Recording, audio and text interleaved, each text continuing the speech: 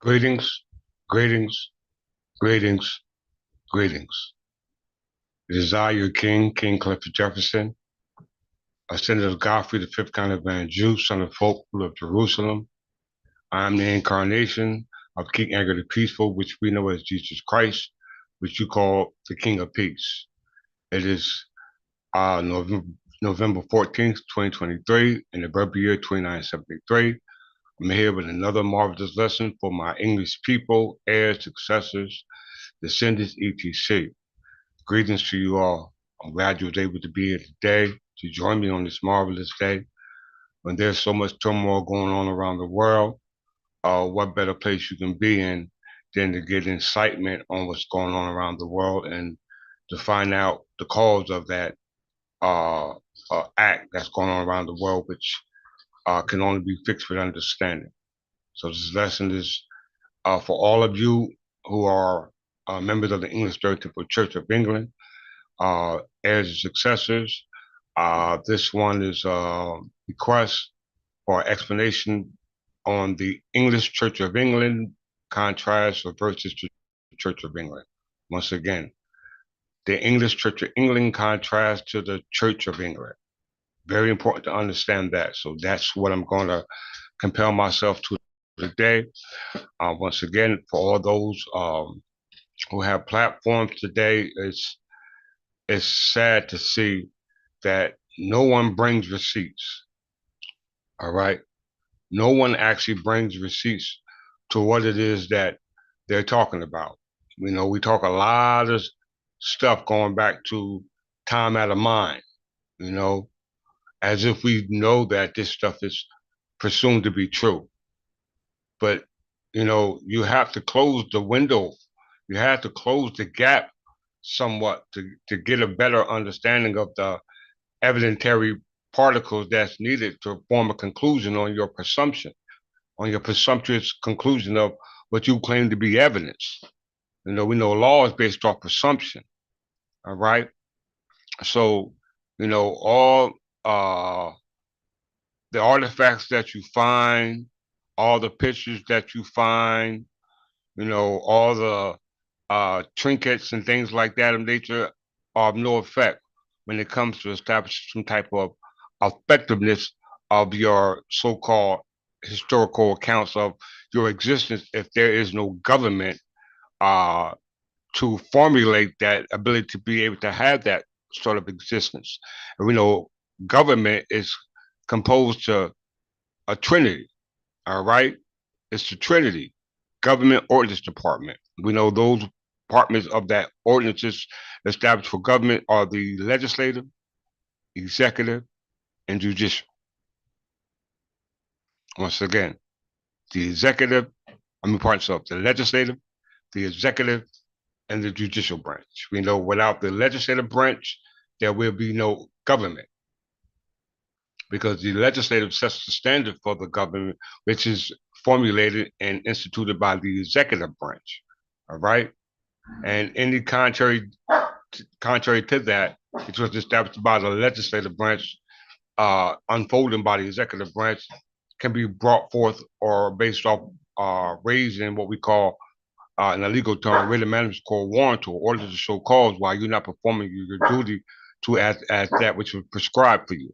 All right, very, very important to understand for any group, society, membership, YouTube page, whatever it is, you know, you have to establish your foundation, your standard. All right, and the greatest standard that one can present is the actual existence of your rights by a government, which can only exist in the executive department.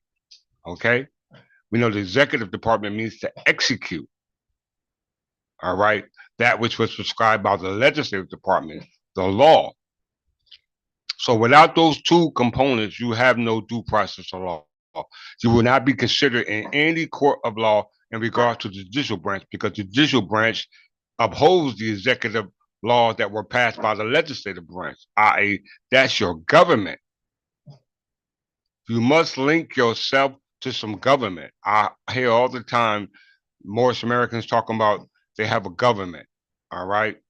The religious side, he's talking about they have a government. You know what I'm saying? All other nations here in North America are claiming to be protected by some type of government. And if you're being protected by the government, then it represents the executive department. All right, the executive department, because the executive department represents the execution of the government. All right, as set forth by the legislative branch. Very important. All right. So once again, this lecture is explaining the difference between the English Church of England and the Church of England. All right. A lot of people assume that they are the same. They are not the same. They're both concerned the authority involved in the English throne, which we call the crown. All right. So understanding your government is understanding the crown, or the authority that's bestowed upon the English throne, which represents the crown. And the crown is represented by the monarch, who incorporates or personifies or incarnates on behalf of the crown as what we call a corporation soul. All right, which is a single natural person. All right. So if you don't understand these terms and concepts, then you need to question your protection that you have as being affiliated with some type of government. All right. So without further ado, let's get started. I do this on behalf of all the martyrs and saints who died on behalf of the information that was preserved by our ancestors, i.e. the English Anglo-Saxon Berbers. We know that predominantly the national language of North America as we know it today is English. And we know English denotes to the overseas possessions that were under English control by their executive department, i.e. their government, i.e. their council, i.e. we call that Department of England. Prior to that, it was called the Career Regis, and prior to that, it was called Wittenmont, or just Witten, all right, which means the Council of Wise Men, all right. So all those who are claimed to be wise men, then you must be sitting on this council. And as of right now, I only see myself and those who are members of the English Third Temple, such as Archbishop Belmont from the House of Belmont, who is my moderator. So, you need to ask yourself, who are you? All right? Who are you? So let's get started with this marvelous lesson.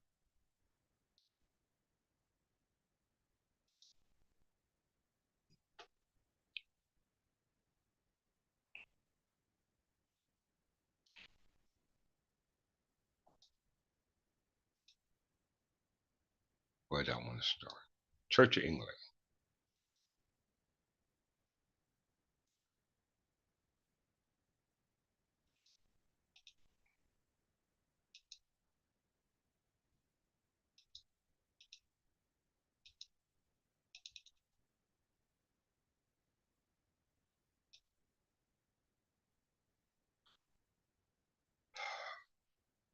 Breath.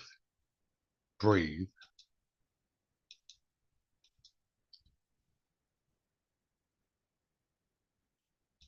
The Church of England is the established Christian church in England. It traces its history to the Christian church recorded as existing in the Roman province of Britain by the 3rd century into the 6th century Gregorian mission to Kent, led by Augustine of Canterbury. Its adherents are called Anglicans, right? They're called Anglicans. This is not the English Church of England. I repeat, this is not the English Church of England.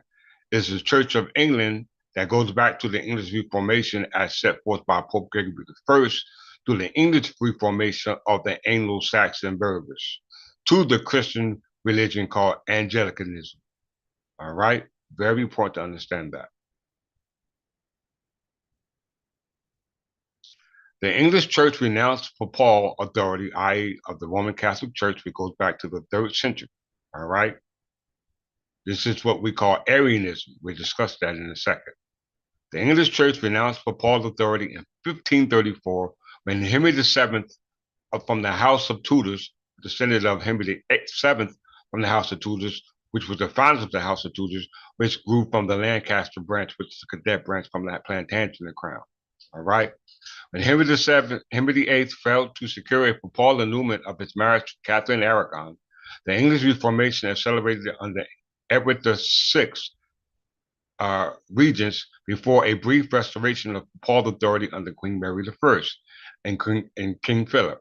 The Act of Supremacy of 1558 renewed the breach, and the Elizabethan settlement charted a course enabling the English Church to describe itself as both Reformed and Catholic. All right. The territories governing the Church of England, going back to the English Reformation by Pope Gregory I, is the territory or the regions encompassing, as we see here, England, Wales, cross-border parishes, Isles of Man, Channel Island, continental Europe, and Morocco. Okay? Continental Europe and Morocco. All right? The founder of it was Augustine of Canterbury. All right? Augustine of Canterbury. He was the founder of the Archbishop Diocese. All right? Augustine of Canterbury united the early English church under papal jurisdiction. Henry VIII separated the church from the papal jurisdiction. So Augustine united it, and Henry VIII separated. Thomas Cranmer, author of the first liturgical rites of the church during the English Reformation. All right? They separated from the Roman Catholic Church in 1534. Everybody needs to take that into consideration. All right? So the founder of the Church of England goes back to Augustine of Canterbury. Augustus is an Italian name, and Gregorian is a Greek name. All right? But we know Pope Gregory I was a papal, all right, of the Roman Catholic Church. We must take that into consideration in regards to the mission that was created by him for Augustine of Canterbury to convert all the Anglo-Saxon Berbers to Christianity. All right. The first true English king, being that we were Anglo-Saxon Berbers, was William the Conqueror under the English Renown year. All right. Under the English Renown year, the first king of English kings, as recorded based on what we're going to see, is William the Conqueror. We know William the Conqueror invaded England in 1066. All right. Prior to 1066, there is no English regal year. The only year that's in existence is the Berber year, which is why we refer to ourselves as Anglo-Saxon Berbers. All right? Very important. Classification, Protestant. Orientation, Anglican. Theology, Anglican doctrine. Polity, Episcopal. That's the government, the polity. The structure of the government, which is ecclesiastical. Ecclesiastical, all right? But the faith that they practice is the Christianity faith which all the Anglo-Saxons had adopted as a result of their Gregorian mission as created by Pope Gregory the First. All right? Very important to understand that. Let's move forward.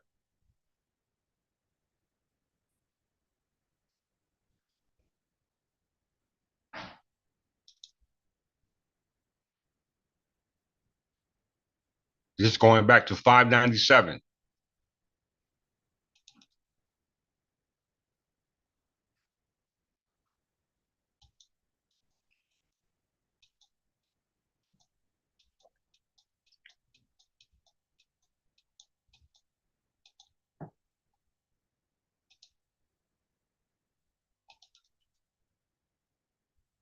Pope Gregory the First, commonly known as Saint Gregory the Great, commonly known as Saint Gregory the Great, part itself, was the Bishop of Rome from the 3rd of September 590 to his death. He is known for instituting the first recorded large-scale mission from Rome, all right? The Gregorian mission, to convert then the largely pagan Anglo-Saxons to Christianity. Gregory is also well known for his writings, which were more prolific than those of any of his predecessors as Pope.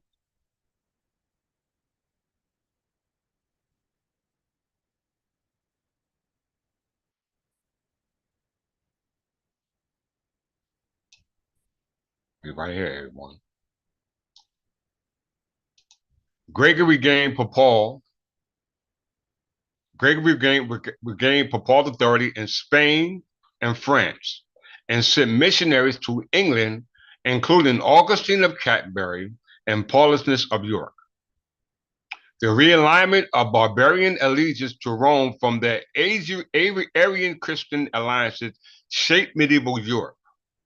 Once again, Pope Gregory I, the one who had all the Anglo-Saxons converted to Christianity under Pope Augustine of Canterbury, which was an archbishop, and this is in 597 in the Gregorian year, because we know the Gregorian calendar was created by Pope Gregory XIII in 1582.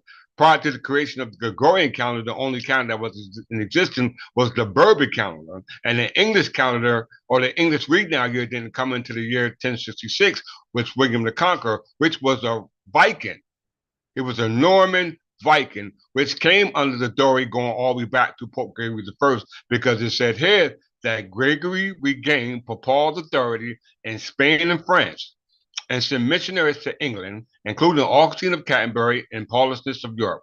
The realignment of the barbarian allegiances to Rome from their Arian Christian alliances shaped medieval Europe. Gregory saw Franks, Lombards, and the Visigoths aligned with Rome in religion. He also combated the dynastic heresy popular particularly in North Africa at the time. Okay? Very important. So we know the Gregorian calendar under Pope Gregory XIII, who descended from Pope Gregory I, was not going by the Berber calendar. We know that the Berber calendar was in existence throughout time immemorial, going back to what we call the Libyan Berbers. All right? The Libyan Berbers. We must understand that. All right? And it said that Gregory saw the Frankish, Lombards, and the Visigoths aligned under the Roman religion, under their Arian Christianity, which was the Anglo-Saxon had to convert to in 597 by Pope Gregory XIII, which in the Berber year, the year will be 1547 at the time of the king ruling as Henry VIII. All right, and that was the time of what we call the discovery, the time of what we call discoveries.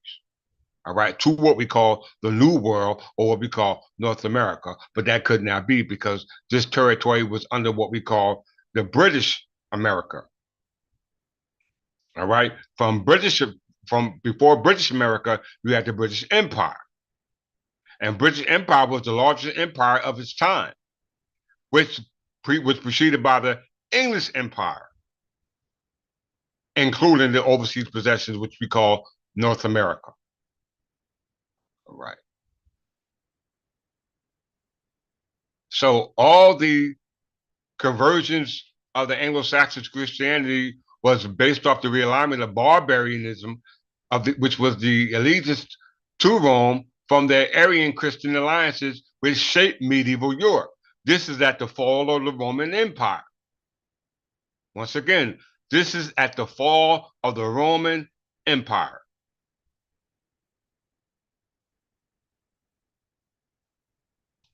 Arianism.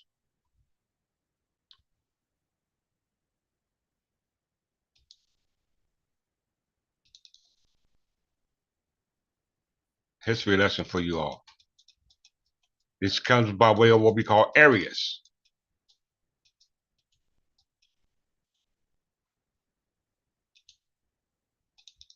We know the Augustine of Canterbury was the archbishop, all right, which is a corporation, aggregate, because aggregate are a collective, contrast to a corporation soul. A corporation soul is a natural person, all right? Jesus Christ, based off Arianism, is not based off a natural person. This is a metaphorical or abstract deity that they have faith in or believe in, all right? It says Arianism, coined Greek, which is a Greek word, is a Christological doctrine first attributed to Arius and who lived in AD. Annus Dominios. We know 1 BC is 950 AD. And let me correct myself, 1 BC, look it up when you get time. 1 BC or the year 1 BC, and the Berber year is actually 950 AD, Annus Dominios. The year 1 AD is actually the year 951 AD, Annus Dominios, in the year of our Lord. And they're making reference to the concept of the Arianism, which came about in AD in 256, 336 AD, Annus Dominios, all right, based off the Christian religion, which was the doctrine associated with Arianism, which were the barbarians who descended down from the Frankish, Visigoth, and Lombardian tribes that fell under the authority of Pope Gregory I. All right?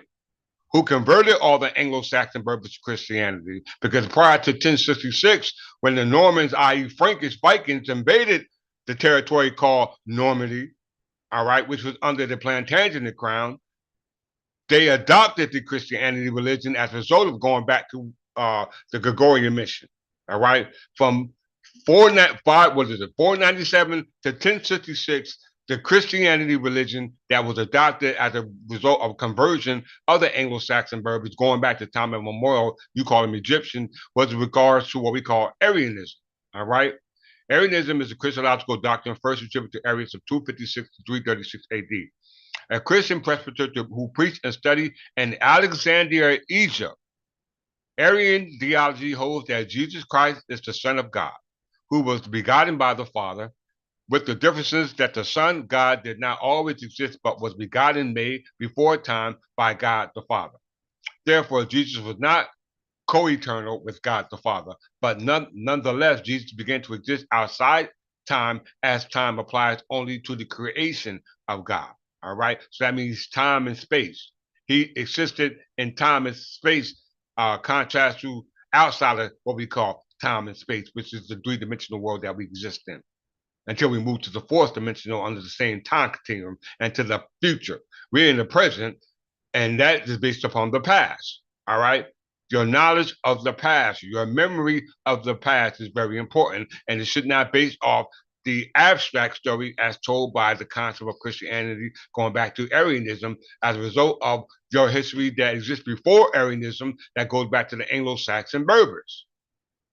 All right, which existed in that territory that you misnominally or falsely call Alexandria, Egypt, because these were Libyan Berbers. All right, let's move forward. I don't want to miss nothing.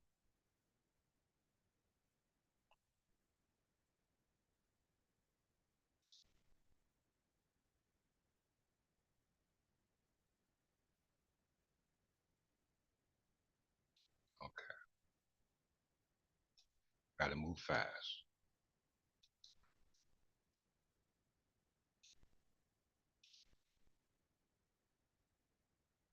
So Augustine of Canterbury, all right, who converted to Anglo-Saxon based off the witches of Pope Gregory I, which at that time, all the Berbers were using their own calendar called the Berber calendar because the Gregorian calendar didn't come into existence until 1582. All right, till 1582. Yes, these are facts. Augustine of Canterbury was a Christian monk who became the first Archbishop of Canterbury in the year 597. He considered the apostle to the English and founded the figure of the Church of England. You notice they didn't say the English church. All right? They didn't say the English church because the English church is not abstract, it's concrete. All right? It's concrete. Augustine was the prior of a monastery in Rome when Pope Gregory the Great chose him in 595 to lead a mission usually known as the Gregorian mission to Britain to Christianize King Ethelbert and his kingdom of Kent from Anglo-Saxon paganism. Kingdom of Kent under Ethelbert was not the kings of Wessex. Totally different, all right? We know at that time they were warm with Vikings, Northmen, all right, that are in question today. We must understand that. So to understand that, let's go back in time to what we call the Norman Conquest. All right, let's go back to the Norman Conquest.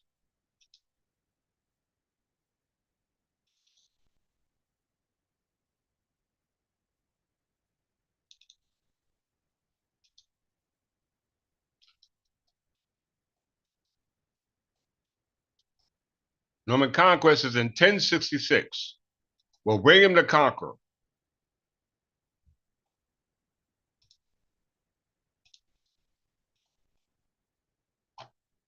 Wallingford, Treaty of Westminster, 1153. You see that? Everyone see that? Going back to the Norman conquest. This goes right here.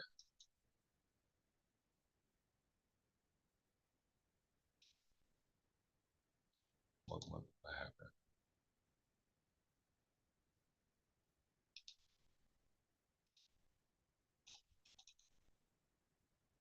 Right here. Everyone see that? Treaty of Westminster, 1153. That's a result of surrender of the Duchess of Normandy to the Plantagenet crown under Godfrey V Count of Anjou, which I'm a descendant of. All right? That was the first Treaty of Westminster that descended from all the Treaty of Westminster going back to the Third Anglo-Dutch War, which was the restoration of the crown of Charles II, going back to the charges given to the Duke of York, going back to what we call Jersey, all right, before it became New Jersey. All right, I spoke about that in my last lecture under the public trust doctrine. You need to review that one before you watch this video, because this is qualifies that video. All right, watch the Martin versus Waddell public trust doctrine. This qualifies that lecture. All right, because I spoke about all the Treaty of Westminster in which America got their start from Charles II and Duke of York. All right, with the surrender of the Swedish and Dutch territories to the House of Stuart, all right, under the Proprietors. The Proprietors then surrendered their territory under the charter given by Duke of York, granted by Charles II, to the crown in 1702. We know the crown represents the English throne, all right? Once again, the crown represents the English throne. So the Treaty of Westminster, also known as the Treaty of Wallingford, goes back to the time era of what we call the Norman conquest. As you see here.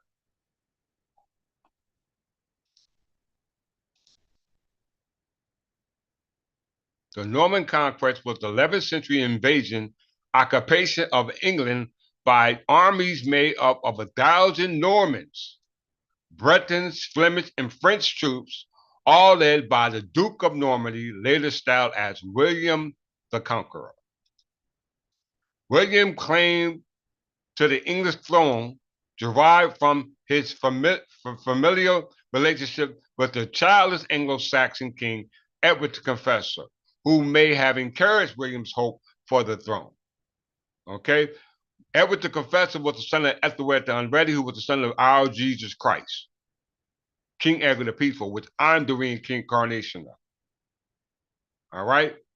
And we're going all the way back to the Norman conquest, right?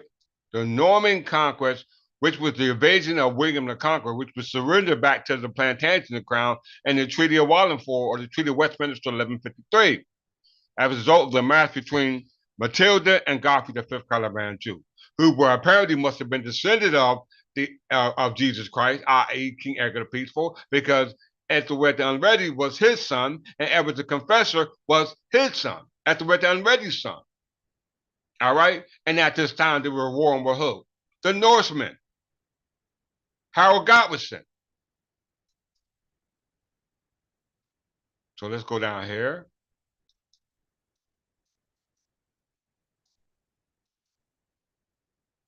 So we know William the Conqueror invaded England with the Northmen, as they said, Britons, the Flemish, the French troops, all led by Duke of Normandy, later styled himself William the Conqueror.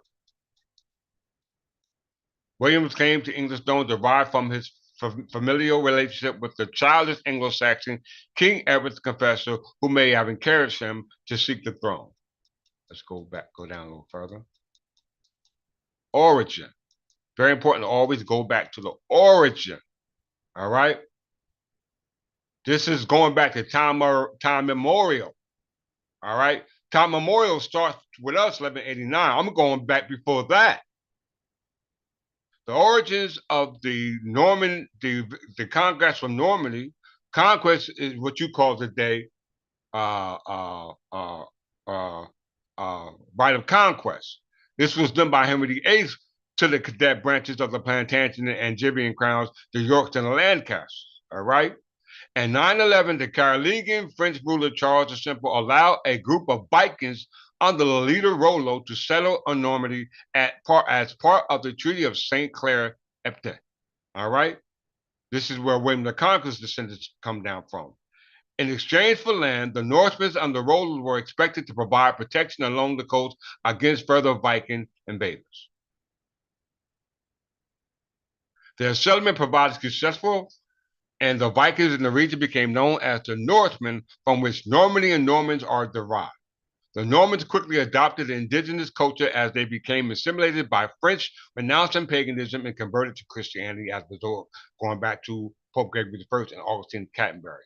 And we also know that um, the Carolingians were a branch of the Merovingians, and the Merovingians never claimed to be descendants of the Anglo-Saxons. Let's just prove that real quick before I go forward.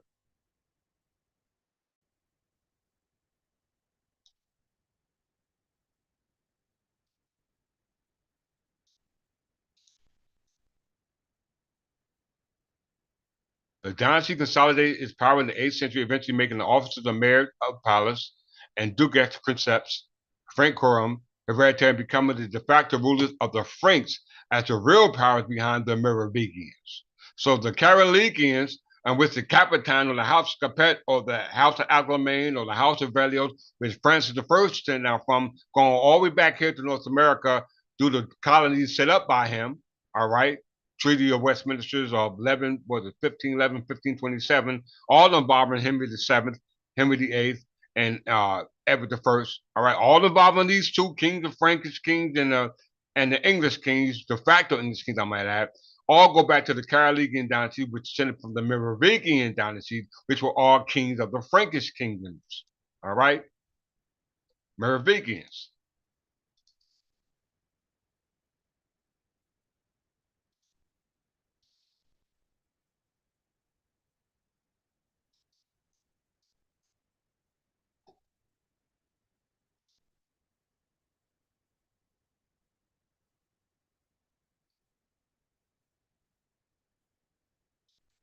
Everyone must put their God into question. The dynastic name medieval Latin Merovingi or Merovingi, sons of Merovec, derives from an unattested Frankish form akin to attested Old English Mero, however you pronounce that, but the final ing being a typical dramatic patronymic suffix. So Atheling and Meroving denotes to the descendants, because as I said, ing is a patronymic suffix. So you either are Atheling or you're a Merovingi, because the Anglo-Saxon, as we're going to be here, this is the name derived from Celian King Merovec, who is at the center of many legends.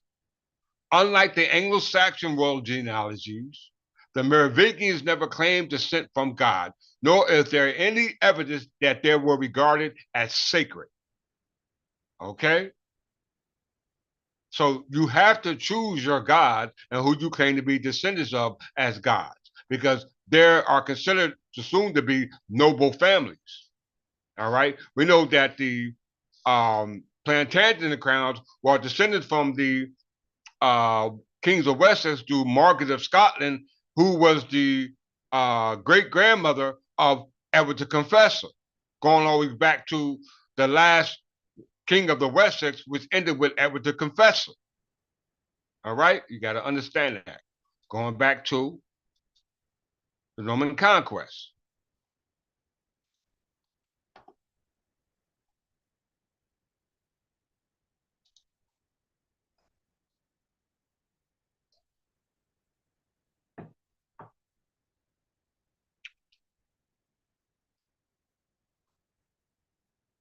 Bear with me.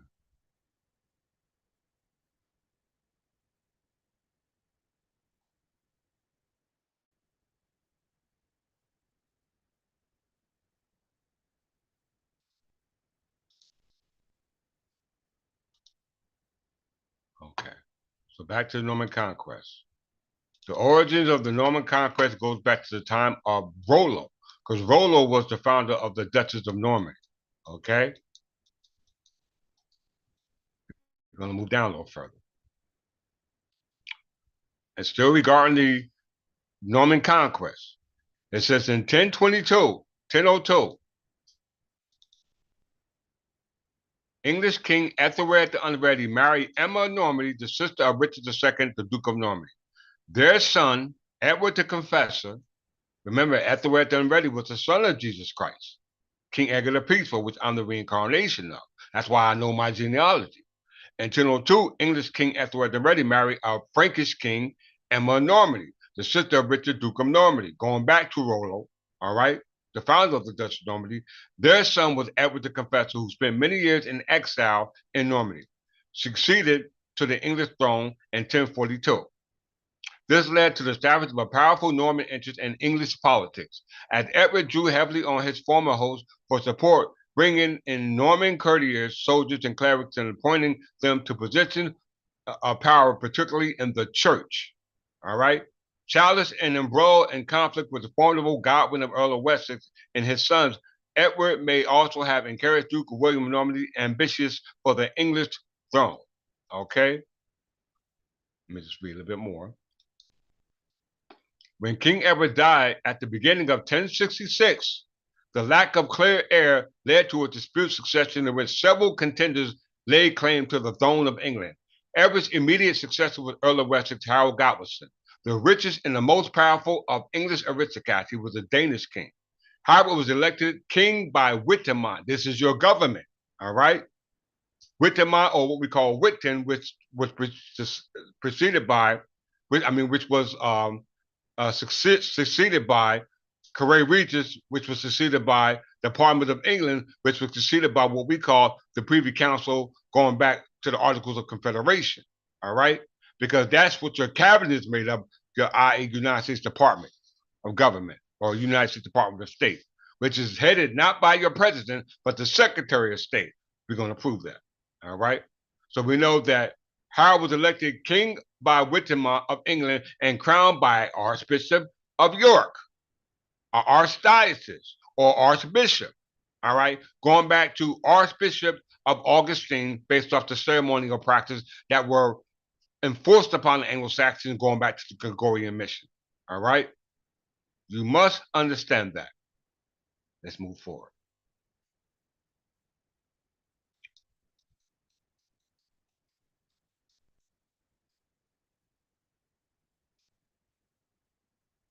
All right, we're going to leave that. So we know that Ethelred the Unready, son was Edward the Confessor, and he was the last king before we had the invasion of the Normans in 1066. All right, and we know the Normans were Vikings. All right, we know the Normans were Vikings, or what we call the Northmen. Going back to the Carolingians, who are the Merovingians, who never claimed to be descendants of God. So that means that if you believe in the abstract God, then you can't be an Englishman, because our gods were not spooks. All right? That was forced upon us. I'm going to prove it.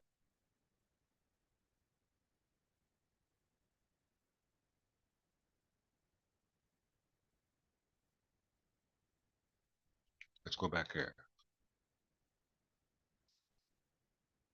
No, not right there. Norman conquest. What's this fight over the English throne all about? Our concept about the English throne is Rome. Once again, our concept about the English throne is Rome.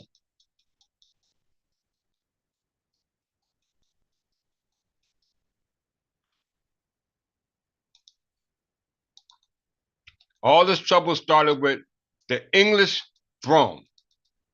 All right? From back then till now. From back then till now. When William invaded the English throne, like everyone else are invaded the English throne, it's based upon the concept of how they perceived the English throne back then and now. All right? Which is the problem we're having with y'all understanding y'all place in time. So what is the English throne? Because William, prior to that, the crown was in place. All right.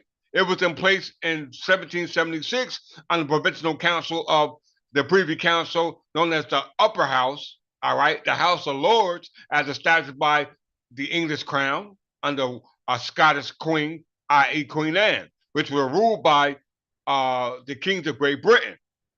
The Queens of Great Britain came by way of the Treaty of Union of 1707, which only came about by the Union of the Crown in 1603, which came by way of what we call the Treaty of Perpetual Peace of 1534 and 1503 with the Scottish kings and Henry VIII from the House of Lancasters, which was established a cadet branch of the House of Lancasters who were subject to the Plantagenet crown or the Plantagenet king, i.e., the English throne. So what is the English throne? What's all the fuss about the English throne?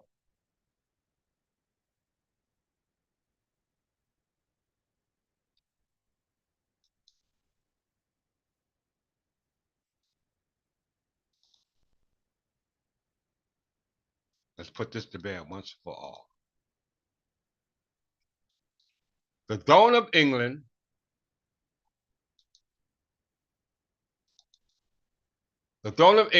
is the throne of the monarch of England. The throne of England also referred to metonymically to the office of the monarch and the monarchy itself. The term throne of Great Britain has been used in reference to the sovereign throne and the House of Lords, which I just spoke of, from which the monarch gives or his speeches at the state opening of Parliament. Okay? Pretty much a state of address. All right? Same thing. But once again, we go back to the history. The English throne is one of the oldest continuing hereditary monarchies in the world. It's much the same since as the crown. Did you hear that? The throne of England becomes an abstract metonymic concept that represents the legal authority for the existence of the government. All right, abstract. The throne of England is an abstract contrast to the concrete, the crown. It evolved naturally as a separation of the literal throne and property of the nation state from the person and personal property of the monarch. Okay? Do y'all understand this? According to the tradition, the roots of the British monarchy extended into legend before the 9th century king Alfred the Great. He was the king of the House of Wessex. So all the stories, all the legends, all the myths, all the folklore go back to this Alfred the Great. Alfred Great means wise elf. All right? Must understand that. So if you want to continue on and perceive it in the abstract, then you keep referring to the English throne. When in the English church, we make reference to what we call the crown, because the crown is a corporation soul.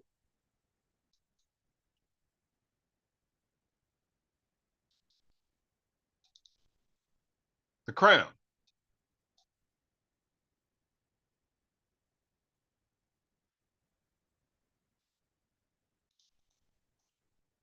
The crown is a state in all aspects within the jurisprudence of a commonwealth realm and their subdivisions, such as crown dependencies, overseas territory, provinces, or states. This is called crown land.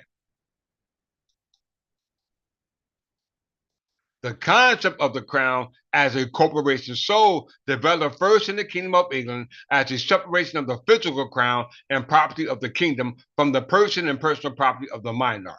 It spread through English and later British colonization and now rooted in a legal lexicon of all 15 Commonwealth realms.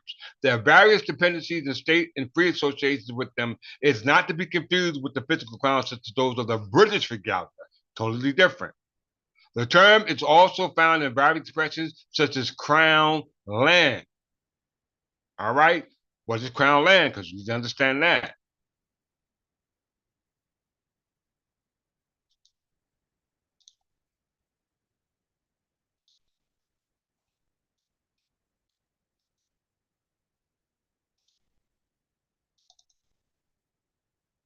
Crown land, also known as royal domain, is a territorial area belonging to the monarch who personifies the crown. Personifies means to incarnate or means to incorporate as. It's an office. All right? It ain't got nothing to be do sitting up in some dome, assuming that you got some authority or power under the laws of presumption. You have to prove that. You have to prove that. All right? I'm proving that by giving you the or identifying with the concept of the crown. Because crown land is the territory belonging to the crown. It's the equivalent of an entail estate and passes with the monarch, being inseparable from it. Hence the word statutes of mortmain. Dead property, dead hands. All right? It says it's entail estate.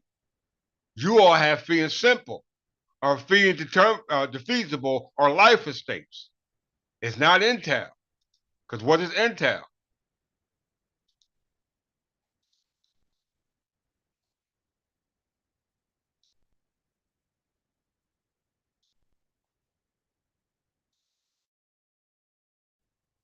In English common law, fee, tail, or entail, or telealized in Scottish law is a form of trust established by deed or settlement that restricts the sale or inheritance of an estate and real property and prevents the property from being sold, devised by will, or otherwise alienated by the tenants in possession, and instead it causes it to pass automatically by operation of the law to an heir determined by the settlement deed. If there is no heir, then it automatically streets to what we call the crown. All right. We call the states call that bona vacatia, abandoned property. But in England, which we are in because we are under English law, it's called escheat. All right. Which brings me to the crown because we know the crown represents what? A corporation soul.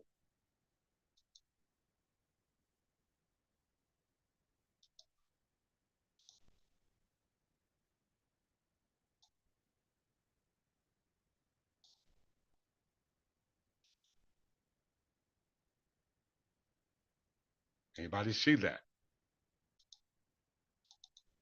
The concept of the crown as a corporation soul developed first in the Kingdom of England. So the crown, which abstractly you refer to the English throne, denotes to a corporation soul, which is denotes to what we call a natural person. All right. We know that under the crown, under the English crown, going back to the kings of Wessex, going all the way back to the 5th century AD, before we were converted to the Christianity concept of what we call the crown, under the Roman Catholic Church, which is not a natural person because they believe in spooks, and spooks are not natural person.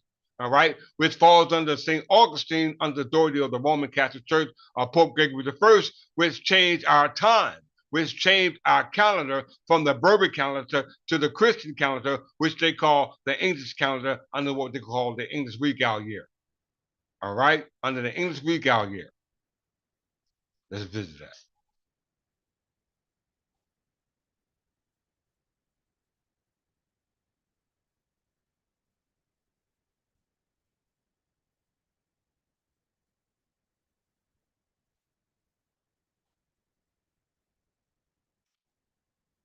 I want to go here.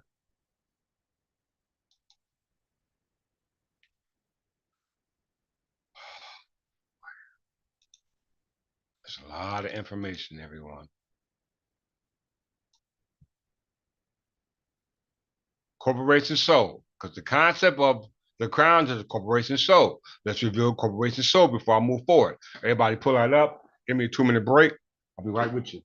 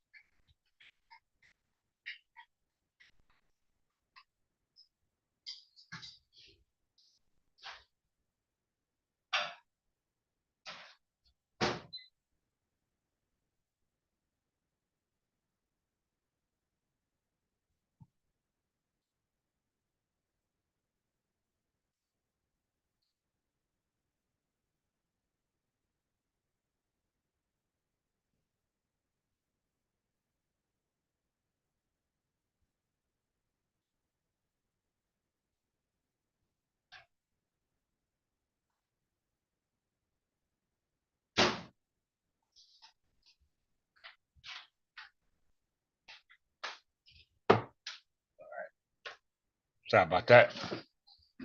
Corporation soul. A corporation soul is a legal entity consisting of a single soul incorporated and occupied by a single soul natural person. We know a natural person is not some spook. All right. We know that Christianity deals with believing spooks. All right. Not to discredit their belief, but it deals with spook or believing in the spook coming back as a natural person. So if a spook comes back as a natural person, that means that he must fit the requirement as a corporation soul, which represents the crown in concept. All right, which is a legal entity consistent as a single soul, incorporated, personified, or or um personifying, incorporating, or what's the other term I said? Personifying, incorporating, or incarnating. All right. The structure allows corporations, often religious societies, religious corporations, or commonwealth governments to pass without interruption from one office holder to the next, given positions legal continuity, with subsequent office holders having identical powers and possessions of their predecessors. So transferring that power of the government, all right, to the predecessors of those who sit in that particular seat. All right. A corporation soul is one of the two types, corporation, and the other being corporate aggregate. Must understand that. Most corporation souls are church related. For example, the Archbishop of Canterbury. Although some political officers of the United Kingdom, many are secretaries of the state, such as those in Canada and the United States are corporation souls. What? They're corporation souls. I thought church and state was separate. I thought church and state was separated. But we read it in Wikipedia that archbishops are not only corporation souls, but secretary of states are corporation souls in Canada as well as in the United States. All right. But so we can draw from that they're assuming the power of the crown of the English throne, right? Because we know Henry VIII broke away from the Roman Catholic Church, right? We know that because we go back to the Church of England under Pope Gregory I and Augustine of Canterbury, which was an archbishop. All right. And we know they can be corporation soul, but is they acting as a natural person, representing the king, or acting on behalf of some spook? All right. Because that's based on what we call Arianism. And Arianism was the practice created by William the Conqueror when he invaded England, all right, and adopted that Christian faith because he came on the scene later than the conversion that took place in the 5th century AD, which was not the way we did in regards to our martyrs and our saints, as shown by Edward the Confessor, who was warned with those who invaded England. These were Anglo-Saxon Berbers. Let's prove it. So we know corporation soul can be an Archbishop of Canterbury as well as a Secretary of State. And the United States, we're concerned about Canada, we're talking about the United States, because if that's the case, then we have to question: are they the crown? Are they still an authority of the crown? Or is there another question? Are they the actually representing the crown? Are they hiding the authority of the crown? Or what is it they're doing? All right, because we know that the corporation soul has to deal with the crown. We know that the crown has to deal with the English throne. We know the English throne and the crown represents crown land. All right, so let's find a court case to qualify that.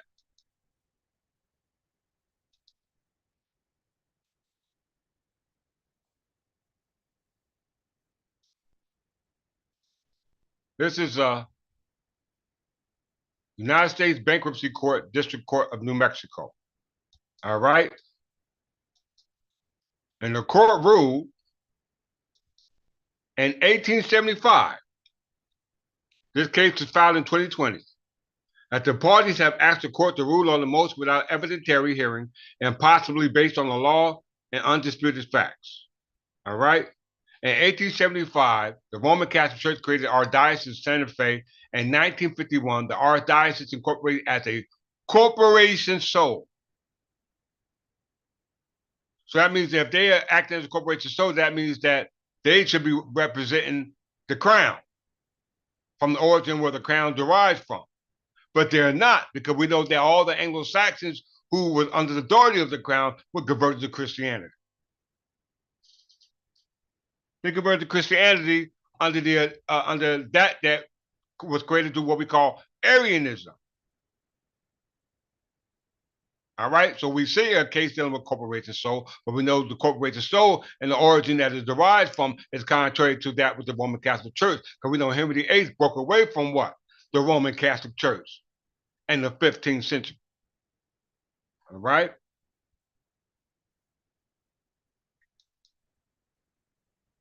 We know Secretary of States can be corporation souls. So let's address that as well.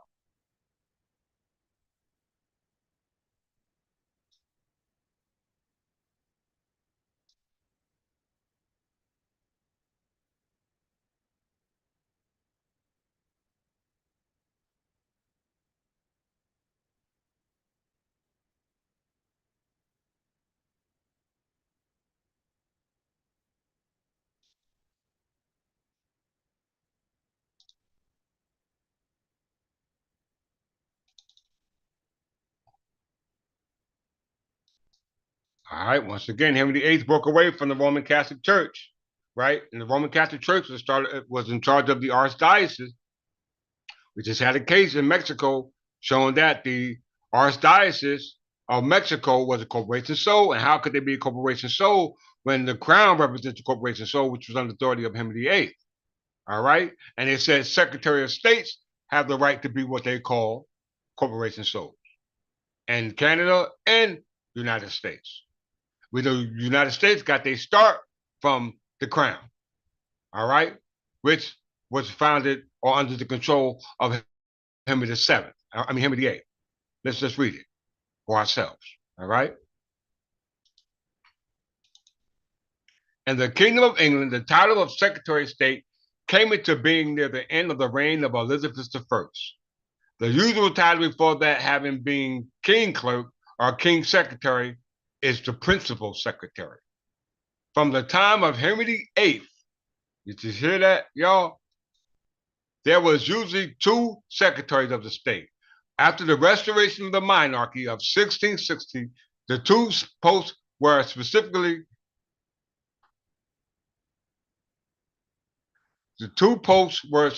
designated as the Secretary of State for the Northern Department and the Secretary of State for the Southern Department. Both dealt with home affairs, and they divided foreign affairs between them both. All right? Very, very, very important, because the first holder was John Monsell, and he ruled in the time of King Henry III, son of Henry II, son of Godfrey V, kind of Grand Jew, in regards to the term Secretary of State. In England, oh yes, we're going to bring this up to modern day. We first want to start in England, because we know that the Roman Catholic Church is being ruled as a corporation sole, but not representing the crown in 2020 in the district court in New Mexico. There's a problem with that, right? Because it doesn't go back to the origin of the English crown that was not a part of the papal or the Roman Catholic Church, which is now occupying the authority of the crown. History. The medieval king of England, i.e. the Secretary of State, had a clerical servant, at first known as their clerk, later their secretary. The primary duty of this office was carrying on the monarch's official correspondence, but in varying degrees, the holder also advised the crown. And by the early 14th and 14th century, the position was in effect the third most powerful office of the state in England, ranking after the Lord Chancellor. So it said right here that in 1660, the secretary or the king's clerk or the king's secretary or the principal secretary was broken down in 1660 under the British America. All right. And to two departments, the Northern Department and the Southern Department. All right. And these govern the colonies under what we call a Secretary of State. You don't believe me? Let's see. Because you read it right there.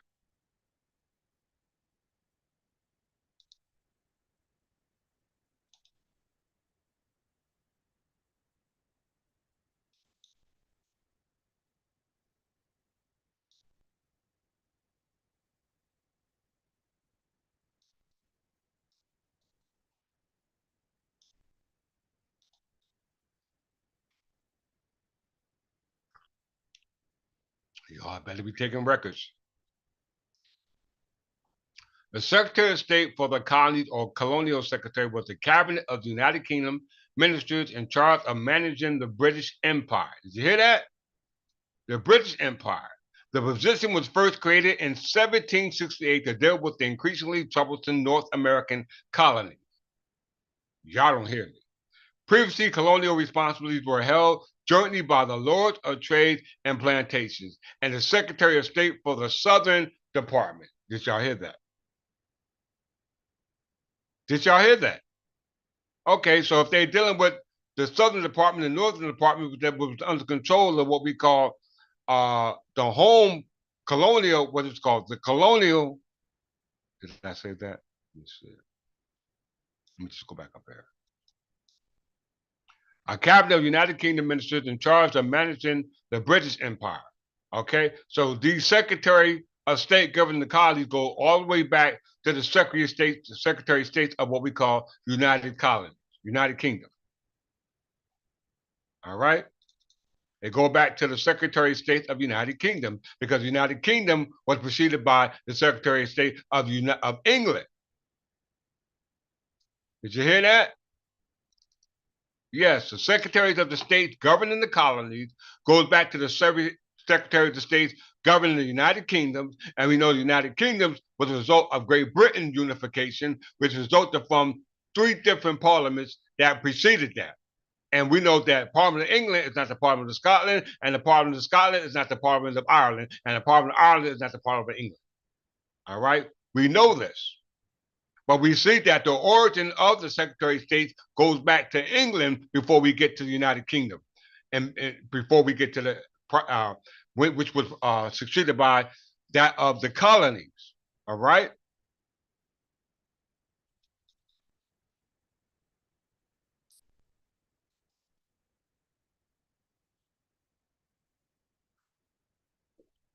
His Majesty's principal secretaries of state are senior ministers of the crown, foreign dignitaries for a foreign government. Yes, United States is a foreign government.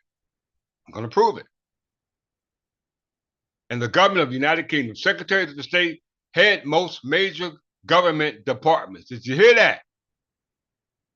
Did y'all hear that? And make up the majority of the cabinet of the United Kingdom. There are currently 17 secretaries of the state. They are usually members of parliament elected to the House of Commons, although the current foreign secretary, David Cameron, is a member of the House of Lords. All right?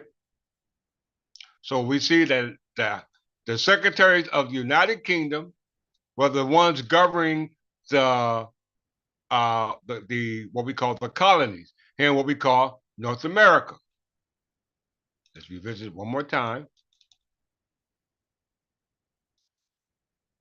Secretaries of the colonies here in North America. This is no joke. North America colonies. You all see it. All right? They all stem from the Secretary of State of what we call England.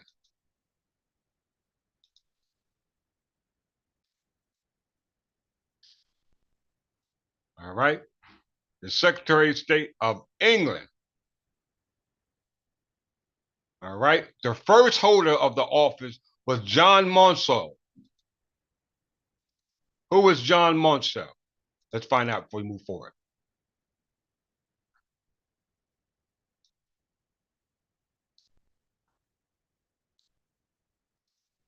Sir John Monsell, Provost of Beverly Minster, was a king's clerk and a judge. He served as Chancellor to the King Henry III and was England's first Secretary of State. Henry III was the son of Henry II. Henry II was son of Godfrey V, Count of Anjou, which I am his descendant of. All right. Part self. Henry the III was the son of John. Part self. I can't get them all right. And John was the son of Henry II.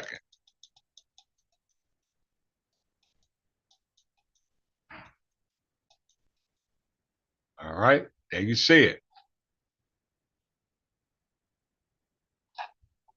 Let's go back. Okay. So we know the Secretary of States are corporations so, as well as we know archdioceses or archbishops are corporations so. We had a case law from the District Court of Mexico verifying that. Now we're showing you that the Secretary of State represents the King's clerk or the King's secretary, right? We know that that's what it represents. Going all the way back to John Marshall under King Henry III of the Plantagenet crown. All right. So let's see who is the Secretary of State for the United States. Anthony Blinken.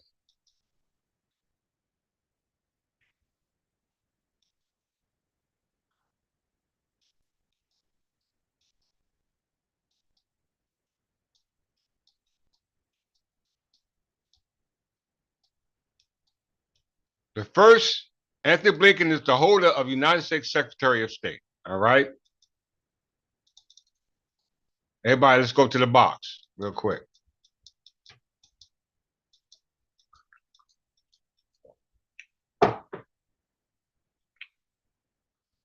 He's Jewish, I might add. He has Jewish parents. He's a member of the cabinet or the Privy Council. All right. He's a Secretary of State, so he's a member of the Privy Council. He's a member of the governor's cabinet. All right.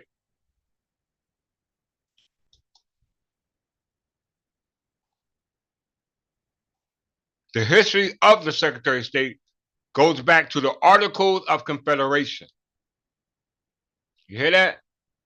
The Articles of Confederation, the constituent instrument that gives the Secretary of State the authority to do what he does, is Title 22 of the United States Code, Section 2651. All right? His precursor or his header is the Secretary of Foreign Affairs. Once again, he's the Secretary of Foreign Affairs for the United States Department of State. Once again, he's the head of the United States Department of State, which is the precursor for the Secretary of Foreign Affairs. He deals with foreign affairs because he's a minister of foreign affairs. We must understand that, going all the way back to the Articles of Confederation, which did not involve the United States of America. Because at that time, they were colonies and they were governed by the Secretary of State of the colonies, which was subject to the Secretary of State of the United Kingdom, which derived their authority from the Secretary of State going back to England. All right, let's prove it. Title 22 United States Code, Section 2651.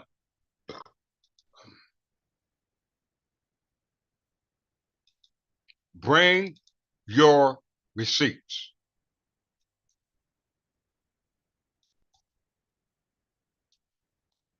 United States Department established, United States Code 2651 establishes of the department. There shall be a seat of government. Did you hear that? There should be a seat of government and executive department to be known as the Department of State. They ain't say nothing about the legislature. The seat of government is the executive department headed by the president, overseen by the Secretary of Foreign Affairs. So the Department of State is a foreign state dealing with foreign affairs, headed by the Secretary of State that deals with foreign affairs. They're ministers of foreign affairs. All right? We must understand that.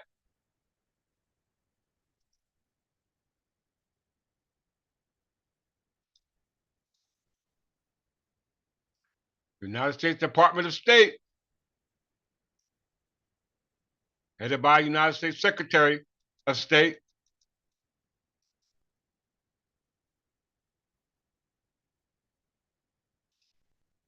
I'm reading it right from the records. I ain't just talking.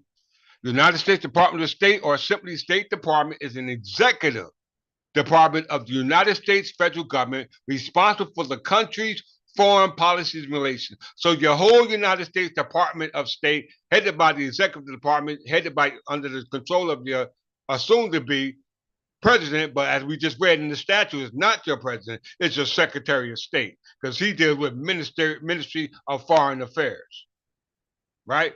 He deals with that, and the origin of the office goes back to the Articles of Confederation, which at that time were not states, they were colonies subject to the authority of the crown, under the power of the United Kingdom, which was under the control of that which it was preceded by. England. Yes, and it's still effective to this present day.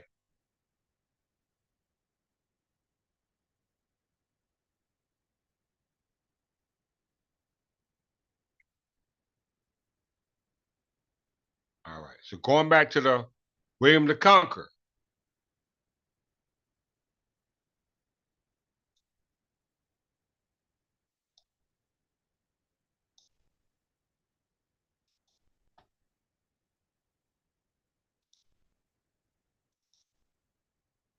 William invaded England in 1066.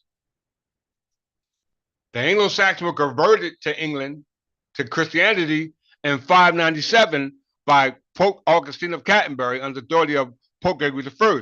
The year in the Berber year in 597 is 1547, the time of King Henry VIII of the House of Tudors. All right? William the Conqueror invaded England in 1066. All right, which was the beginning of the English Regal year. Prior to that, there is no English Regal year. It's only the Berber year, contrast to the Julian calendar, which is synonymous with the Roman calendar, which then comes to exist in 1582 with Pope Gregory XIII. All right, so let's look at a year before 1066, before the invasion of England, which was going by the Berber calendar. Because why? There were Anglo-Saxon Berbers.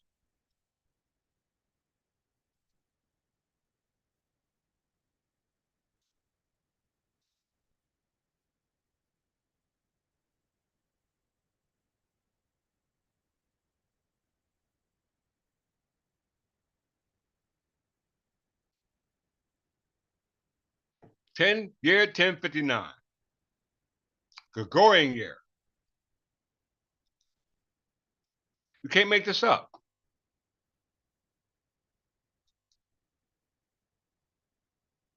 Alphabetical. Pick whatever one you want to choose to go by. Hebrews, yours is up here too. Ethiopians, yours is up here. Coptics, Egyptians, yours is up here too. Choose a calendar. And the English Regal year is not applicable. They said the English year 1066 is not 1059 is not applicable. Why? Let's go to the English Regal year and see what they say. Why it's not applicable.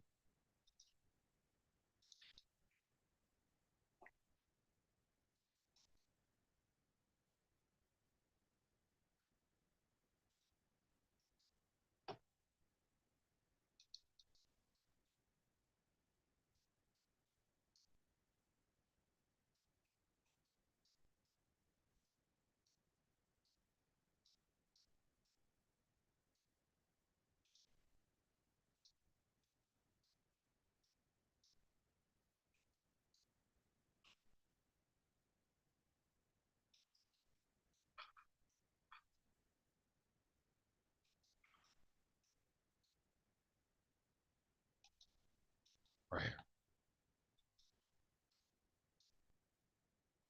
The following table gives the date of the regnal years for the kings of England and subsequently Great Britain from 1066 to the present day. These are official de jure dates and may or may not coincide with whether a particular king had de facto power or not at the time. For example, as the Commonwealth era was suppressed in the official records, the regnal years of Charles II are measured from 30th of January 1649 the day his father Charles I was executed, going back to what we call the English Civil War. All right. So from 1066, they started William the Conqueror. We see it right there. That goes back to the Norman Conquest in 1066. All right, 1066. But in 1059, there is no English Regal year. It says not applicable. So if it's not applicable, then the only calendar that can be used is the Berber calendar. All right, it's the Berber calendar. Let's go here.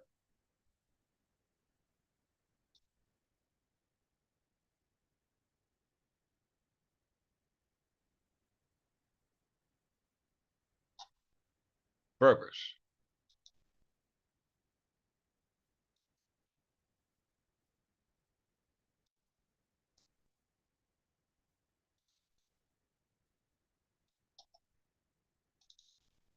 Now, we know that the English Regnal years or the English kings don't come into existence according to what we just read until 1066 by William the Conqueror. All right? 1066 by William the Conqueror. Prior to that, the Berber year calendar is in existence. And the Berber New Year is January 14th, my birthday. And in the Berber year, they call it Yan Nanir, which is celebrated January the 14th. All right? Yan Nanir. The history of the name Berber begins with the Anglo-Saxon tribes of Britain. Now, this book right here, The Root of the Clan by Mark Weiner, the chapter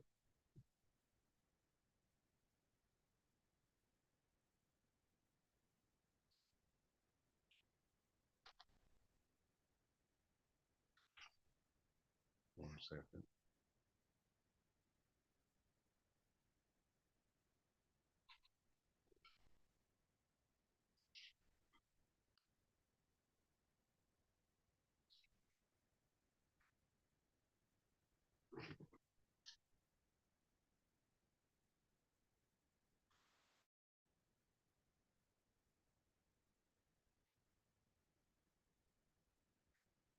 Let me just find it. Where's it at?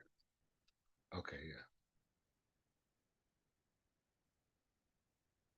yeah. On page 128 of The Root of the Clan by Mark Weiner, get this book. It says the transformation of the clan, right?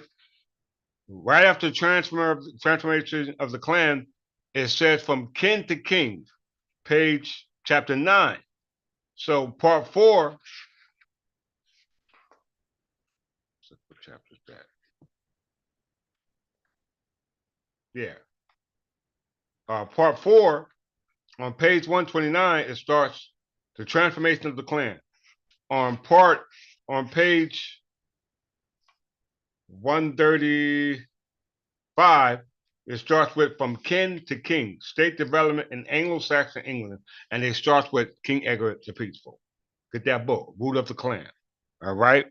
Because they say he was the first king to unite all the clans and pristine peace. All right? And we know that at the time of King Edward the Peaceful, they didn't have an English Regal year because the invasion of the Norman conquest in 1066 goes back into the origin of Edward the Confessor. And Edward the Confessor was the son of Edward and already the son of King Edward the Peaceful. All right?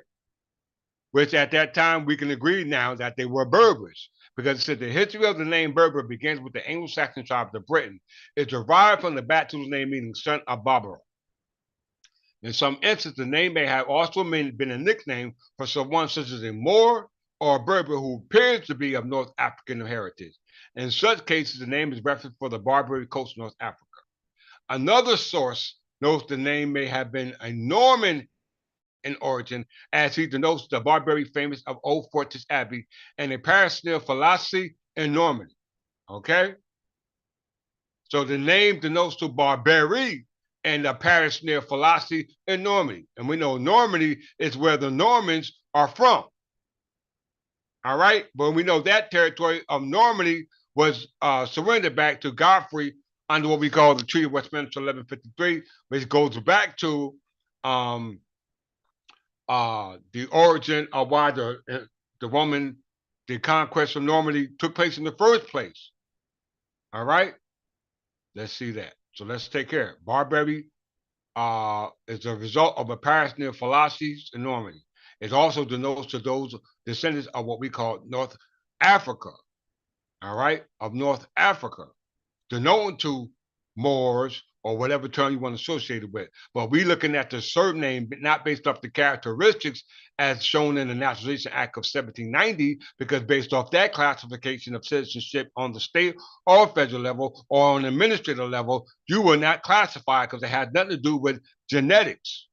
Case law proves that in Ray versus Hassan, who was an Arab who tried to be classified as a free white person but did not fit the qualification. All right? You won't fit the qualification. So the best thing is to find your genetic link to who you are, and that comes by your inheritance, your birthright, i.e., your name. All right? Your name, Berber, Barbary. So let's look at that territory where what they say Barbary is famous for, philosophy and Normandy. That takes us here.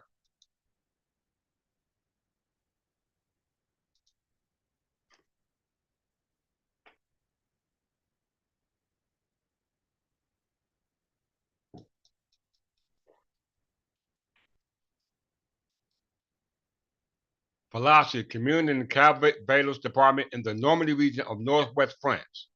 All right. So the Berbers were in France as well. All right. We know that William Conqueror, under the English Regal year, assumed the term as the first king of England. All right. Prior to that, these were Berber kings. And we know that the word Berber or Barbary is associated with those that goes all the way back to North Africa, all the way up to philosophy within the northern France. All right, known as philosophy. And we know philosophy, as they say here,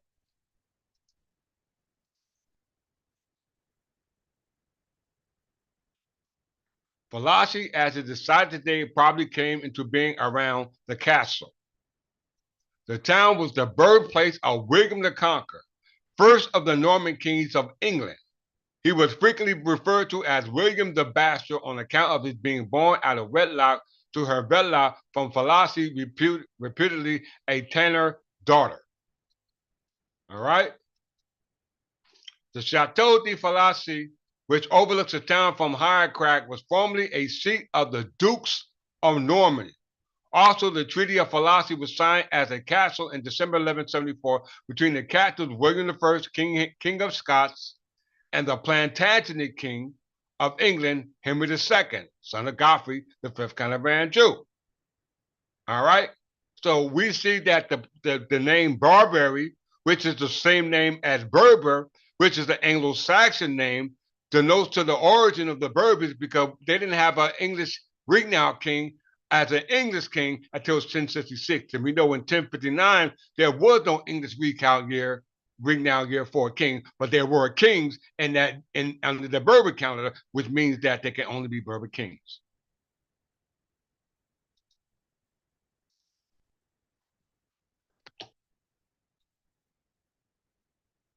1059, as we show you. The Berber calendar is in existence, but the year is not 1059. The year is 2009. And ain't no English regal year there. All right? Ain't no English regal year. It's not applicable to William the Conqueror. And we know William the Conqueror, birthplace was philosophy, Normandy. And we know Normandy is a name where the term Barbary or Berber originates from, which also associated with their ancestors on and what they call what they now call Africa, because they were all Berbers, they were tribes. You must understand that. Let's bring it on home.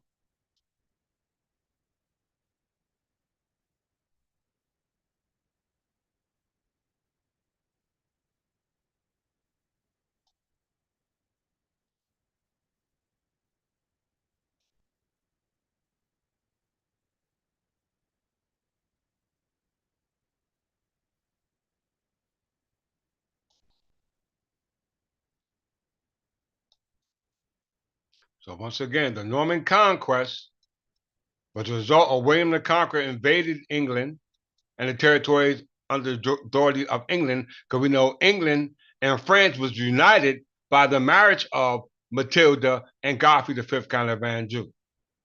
We know that. All right? We're going to prove that. In 1002, King Ethelred the Unready married Emma of Normandy, the sister of Richard, Duke of Normandy. Their son was Edward the Confessor. All right here. Ethelred the Unready was the son of our Jesus Christ. All right, and move forward.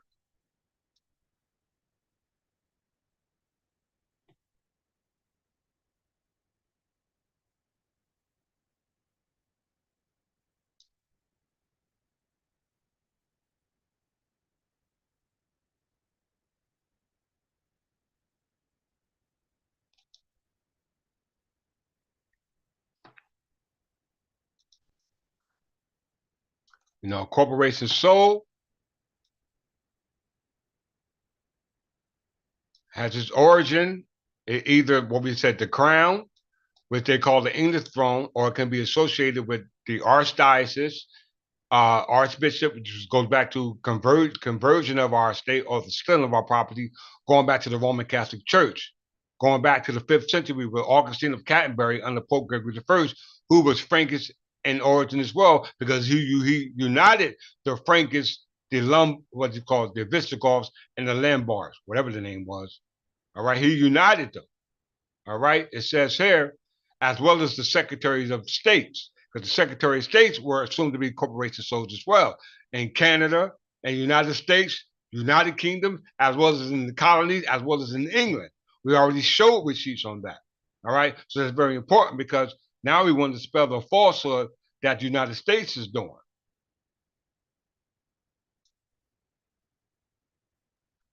Because we know that the Secretary of State precursor is foreign affairs, all right? And we know that United States or the United States Department of State under the Secretary of State dealing with foreign affairs got their origin in the Articles of Confederation, as we know that was subject to the Secretary of State at that time of the colonies, which was under the United Kingdom, going back to the Secretary of State, what we call England, dealing with what we call foreign policy.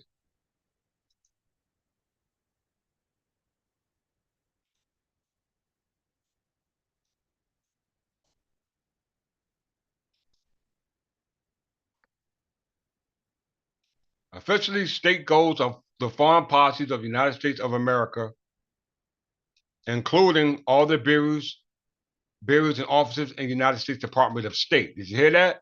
As mentioned in the foreign policy agenda of the Department of State, are to build and sustain a more democratic, secure, and prosperous world for the benefit of the American people and the international community. How the hell is you doing that? And the only thing you're dealing with is foreign affairs, and the foreign affairs, as you can see, based off your diplomacy, ain't working out too good. The whole world is at war because of these foreign exchanges. All right, we have to fix this. So let's start with British America.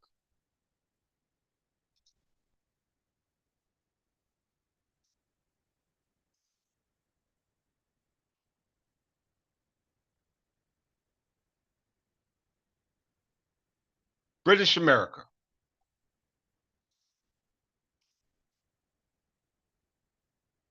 British America under what we call the House of Stuart, under their British kings, Scottish kings. All right, you see the vast territory that they rule. All right, you see the vast territory that they rule. All right, when they were at war, the foundation of this vast territory in lieu of what we call the English overseas position is based on what took place between those monarchs ruling at that time, due to what we call the English set up by what we call the British colonies, because you got a difference between the English colonies and the British colonies. All right.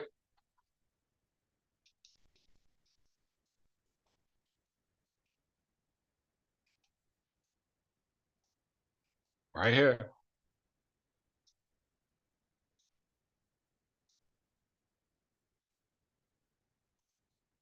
a state department in London known as the Southern Departments. We know that the Southern Departments and the Northern Departments were a result of what we call, under the authority of what we call the Secretary of State of what we call England. Because they mentioned the Southern Department, the Northern Departments, which were under what we call a home office or a colonial office. All right? The State Department of London, known as the Southern Department, governed all the colonies beginning in 1660, along with the committee of the Privy Council called the Board of Trade and Plantation. In 1768, Parliament created a specific State Department for America. Did you hear that? A State Department for America. Let's look at that State Department again.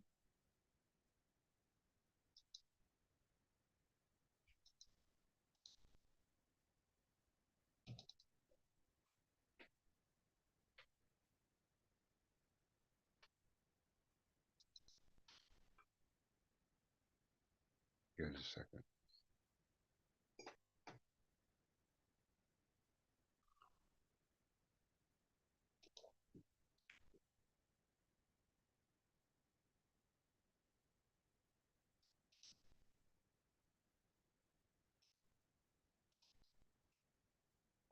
So as you can see, the United States Department of State, under the Secretary of State, only deals with foreign diplomacy, foreign policy, all right? Governing the territories here in what we call North America, which was under other foreign diplomacy prior to the creation of the foreign diplomacies created by their treaties and compacts and alliances, etc., which is all deal with foreign relations. All right, foreign relations on behalf of foreign governments. It's not on behalf of this government, because this government belongs to the crown. It belongs to the crown. All right, so we know the British America established what they call a State Department. Right there, for America. So if it's a State Department for America and you call it United States America, then it must be United States Department of State, headed by the Secretary of State, which is the head of the government, the executive government, not the president, under Title 22, 2651 of the United States Code. These are facts, y'all. So if the Secretary of State was preceded by the Secretary of State of the colonies, which were under the authority of the Secretary of State of the United Kingdom, which was preceded by the Secretary of State of England, then y'all in the world of trouble. Why? Because British America was under the British Empire.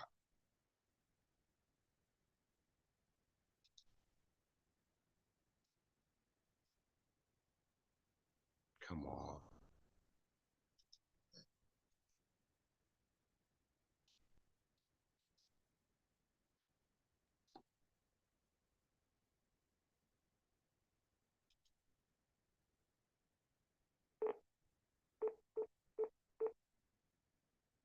Bear with me.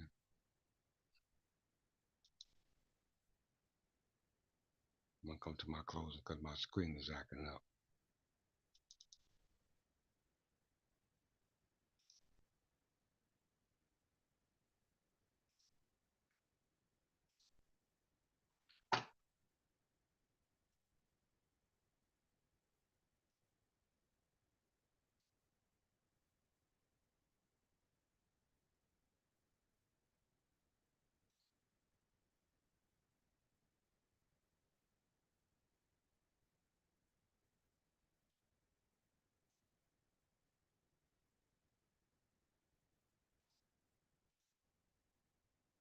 Okay.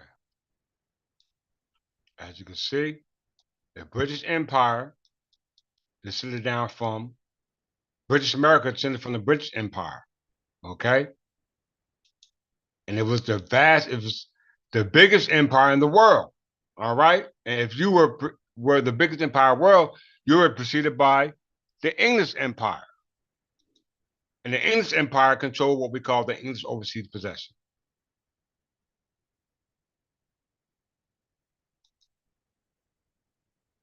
which was vaster than what you see here on the screen. All right. It's more vast than what you see on the screen. Why? Because the origin of the English overseas possessions. The origin of the overseas possessions here in North America, and that includes Newfoundland, Virginia, which were the first centers of the English colonization during the 17th century, Maine, Plymouth, New Hampshire, Salem, Massachusetts, New Scotland, Connecticut, New Haven, Maryland, Rhode Island, which were settled in 1664, New Netherlands and New Sweden, were taken from the Dutch, becoming New York, New Jersey, as part of Delaware, Pennsylvania. But the origin of the overseas possessions of the English goes back to who? Ashton. The Kingdom of England is generally dated from the rule of Ashton from 927 during the rule of the House of during the rule of what we call the House of what we call the Vikings. Nilinga from 1013 to 1014 to 1016 to 1042. England was part of a personal union that included domains of Scandinavia. In 1066, William the Conqueror, Duke of Normandy, conquered England, making the Duchess crown land of the English throne. We know crown land is entail land, which is separable from the crown. All right. Going all the way back from this present day, all the way back to Nilinga. And Nilinga deals with Canute the Great. Let's prove it. Dealing with English overseas possessions here in North America.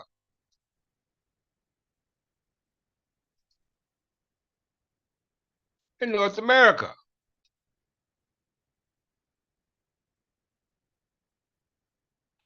The Danish house, Nilinga, House of Canute descendant, was ruling royal house in the Middle Ages, Scandinavia, and England. Most favored King Canute the Great. And this resulted from wars with Edward the Confessor through what they call the Norman Conquest. All right? The Norman Conquest. Let's see.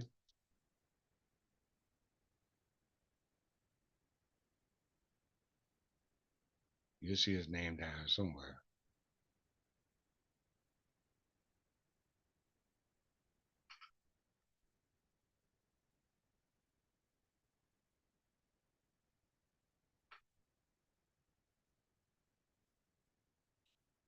What can we get it?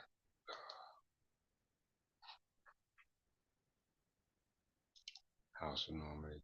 No, let's do this work. Let's go ahead.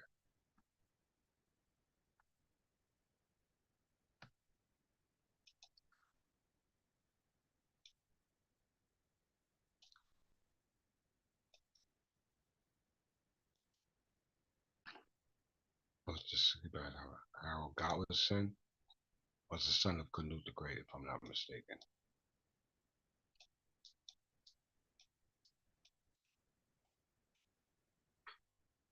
No, Godwinson. Harold Canute. There you go.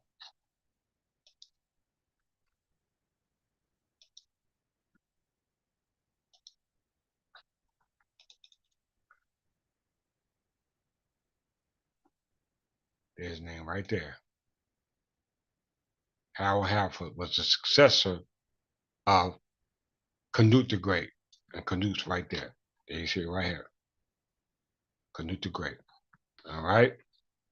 So, in regards to understanding the difference between the English Church and the Church of England, you have to understand between the Roman Catholic Church, corporation soul, and natural person. All right, versus a corporation soul to as an aggregate person, i.e., a spook. Because we know a corporation soul is represents the crown, and the crown uh, represents the English throne. All right, and this is what everyone's fighting over. And the corporation soul is a result of incorporating in your county government as described here in this case law in 2020, which I'll close out on this.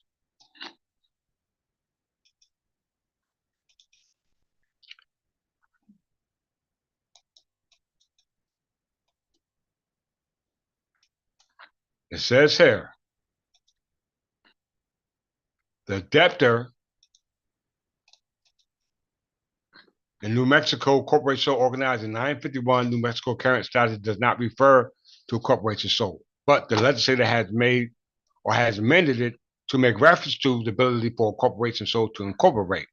It says here, under corporation statute as follows: any person whom shall be vested the legal title to property of any church, i.e. the English church, i.e. a religious society, in conformity with its constitution, canon, rights, regulations of any scientific research institution maintained solely for peer research and without hope of pecuniary gain or profit, may make and subscribe written articles of incorporation and acknowledge the same and file a duplicate of such articles for record in the office of the county clerk of each county in which any real property of such corporation is situated, together with an impression of a seal which it shall adopt. Such corporation sole shall be perpetual in existence and shall vest successors in the office to the person shall comply with the provisions hereof, and the title to all vested property in such corporation so hereunder shall also vest in successors of its office. All right. So this is the knowledge that you must have in regards to understanding the English throne, i.e. the crown, i.e. the corporation sole, because the concept of the corporation sole is in regards to exceeded property that falls under the protection of the crown. All right. Which falls under the protection of the crown, and which you can see here. You can see it displayed. You see it displayed. This is the English church. All right, the English church.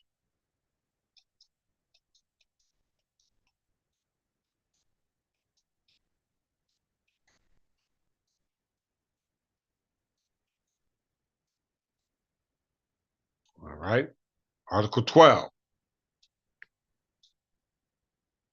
The Georgia Revised Statutes. Saber rights under charters granted by Great Britain, being Section 12, and Act entitled an Act to incorporate the trustees of religious society, improved April 9th, 1875, saved from repeal. This section vested property held under charters of incorporation granted by Great Britain and corporations created in place thereof. All right? See certificate of incorporation or corporation sole as Crown Royal Peculiar. All right? So there you see it, everyone. You see the difference between the Church of England and the English Church of England. And it all boils down to who is the true corporation sole. All right? Because we know a corporation sole is a natural person. We see that the corporation sole as a reference to the Roman Catholic Church from 597 going back to Augustine Canterbury and Pope Gregory I for the conversion of the Anglo-Saxons to Christianity on the Arianism, which is a false belief, and the one who is actually fit the description of the image of Christ, which is King Edward the Peaceful. And we understand that the origin of that incarnation or incorporation or the personification of the crown on the English throne goes back to incorporating or personifying as that king upholding that particular office, as you can see, as prescribed by case law. All right. You see it, as you can see it demonstrated by your king through its certificate of incorporation, which is none other than a corporate charter, which allows that power and authority under the prerogatives of the king, which is the authority of his jure regalia in regards to oversee the possessions that goes back to what we call time immemorial, as controlled under what we call the Duchess of Normandy. And we know the Duchess of Normandy under William the Conqueror was surrendered back to what we call the kings of Normandy, which falls under Godfrey the Fifth Count of Anjou, through what we call the treaties of Westminster, which I'll close out on.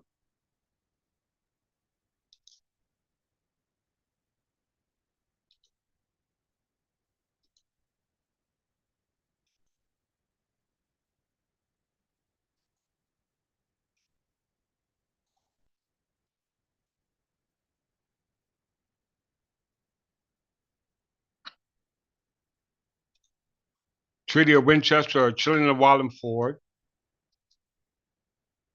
is a treaty of Westminster, which was an agreement. Make sure you see that. Was an agreement reached in England in the summer of 1153. It effectively ended the civil war known as the Anarchy, caused by disputes over the English crown between Stefan and her cousin Matilda. The Treaty of Wallingford allowed Stefan, king of the throne, because this was Henry VIII's William the Conqueror's descendant. The treaty Wallingford allowed Stefan to keep the throne until his death, but ensured that it would be succeeded by Matilda's son, Henry II. All right.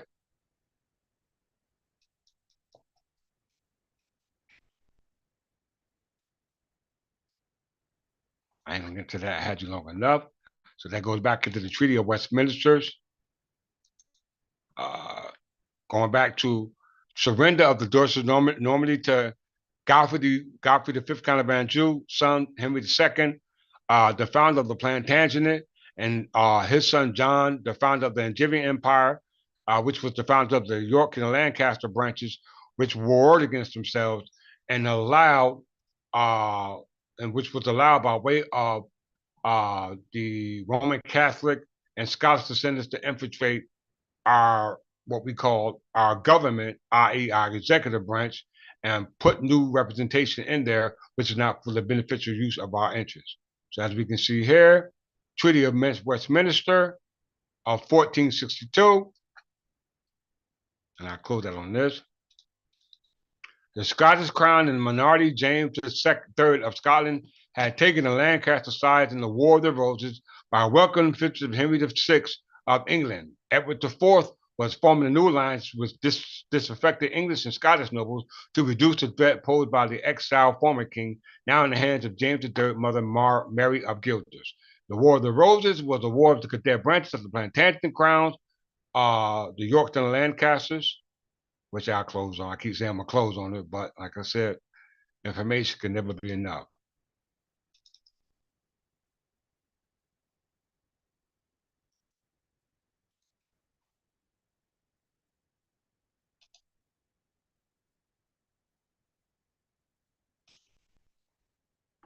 The War of the Roses.